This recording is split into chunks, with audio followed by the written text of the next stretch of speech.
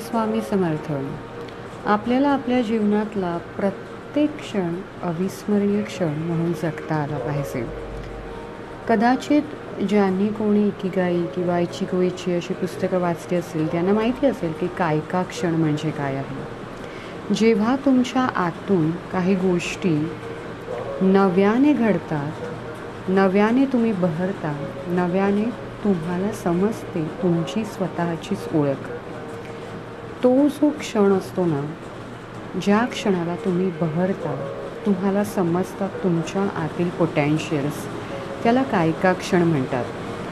हा क्षण आपण रेकीमध्ये नक्कीच अनुभवतो. जो व्यक्ती रेग्युलर प्रॅक्टिसमध्ये असतो, साधनेत असतो, त्याला त्याची स्वतःची अशी ओळख नव्याने रेकी करून देते. आणि हा जो क्षण आहे तो अनुभवायचा असतो, कारण आपल्याला आपला सोल पर्पज कळतो. तुम्ही ॲक्च्युली कशासाठी आहात, तुम्हाला काय करायचं आहे, आणि प्रत्येकजण किती स्पिरिच्युअली डिवाईन आहे हे आपल्याला रेकी नक्कीच जवळून अनुभवायला देते.